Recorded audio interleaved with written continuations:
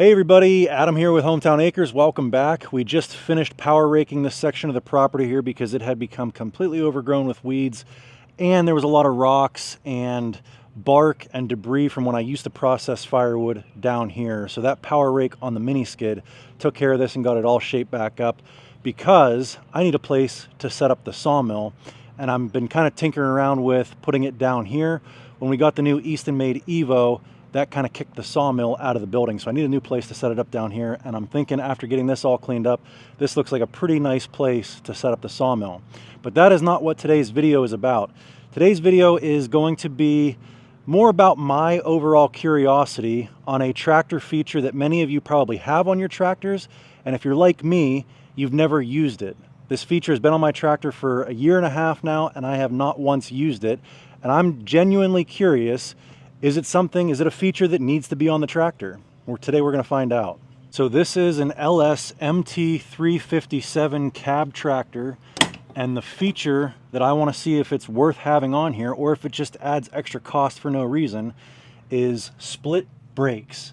Let me know in the comments below if your tractor has split brakes on it. They've been on here since we got the tractor. We've had it for about 18 months now, and I have never once split the brakes. So you can see there's two separate pedals here that right now they are linked together, and how that is, there's a little mechanism here that locks them, and if you just pull that out, now those pedals can work independently of each other. Now, if you didn't already know, brakes on a tractor are only on the rear tires. So when you have those brakes locked together, your right and your left, when you push the pedal as one unit, it's going to apply brake pressure to both your right and left tire.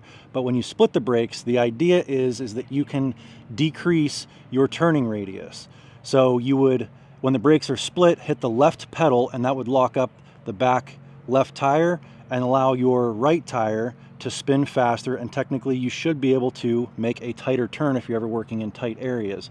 So that's what I want to kind of test out here today, is just see how useful of a tool is it. And I figured since we have this freshly disturbed soil, what we can do is I'm going to do 3 turning tests. One is going to be in 4-wheel drive, which if you know anything about tractors, you should never be turning on hard packed surfaces in 4-wheel drive. That's only if you're in mud or sticky situations. But I think just one turn here on this loose soil should be all right. Then we're going to do another one in 2-wheel drive and measure what that turning radius is. And then we're going to do one where we actually lock up either the right or the left tire and make that turn and see how much does that shrink our turning radius. So another reason for this test that I forgot to mention is when I went to the National Farm Machinery Show, my buddy Kyle from Spicer Designs went with me, and he actually sat in this exact tractor at the show. And he said the only thing that he didn't like about it is just how big that split brake pedal is. And it does kind of impede the entrance to the tractor. It's kind of in your way of your feet trying to get in. Now, as with anything, you get used to getting in the tractor a certain way, you find the best way to do it. But I just wanted to see, is it worth having that giant pedal there, or could they do away with the split brakes and just have a single smaller pedal there and make it easier to get in and out of the tractor? All right, so for our first test, like I said, we're going to try this in 4-wheel drive. We are in 4-wheel drive right now, and we are hard over left right now.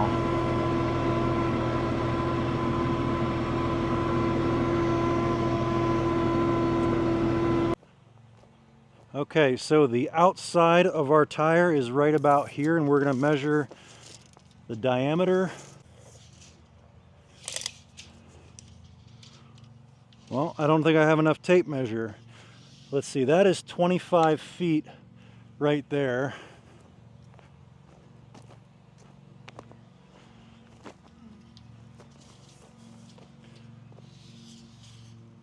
So right there is the outside.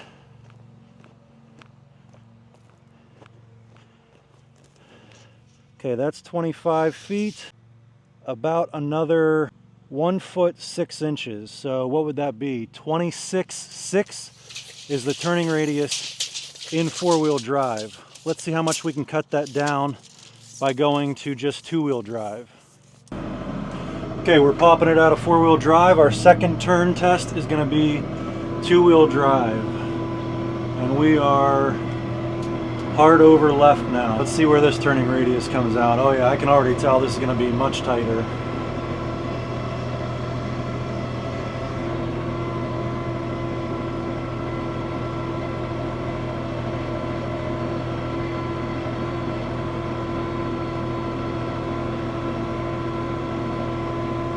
Really going to be curious to see how much the split brakes reduces, because this tractor turns pretty tight even without them.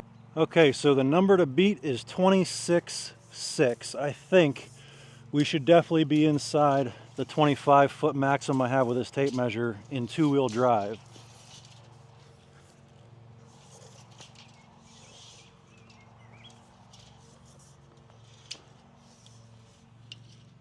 That looks to be about 23 feet. So just making the simple change of going from four-wheel drive to two-wheel drive, we were able to shave off 3.5 feet of turning radius. Okay, two-wheel drive, and we are splitting the brakes right now. So we're making a left-hand turn, which means in order to try to make a tighter turn, we are going to apply pressure to just the left brake.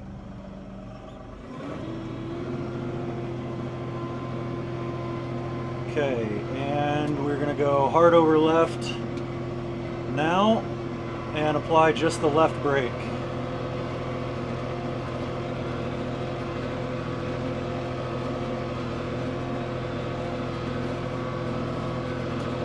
You'll probably be able to see my left tire spinning much slower and actually biting into the ground a little bit.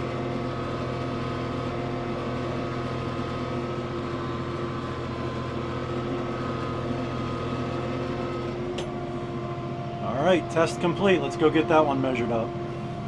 So I did have an extra camera angle of the tractor from on the ground that I thought was worth adding in here, because this really demonstrates how much faster your outside tire spins than your inside tire, and where that split brake really comes in handy in helping to facilitate a tighter turn. All right, so far, four-wheel drive, 26.6. Two-wheel drive was 23. I believe that's the outside of the circle there.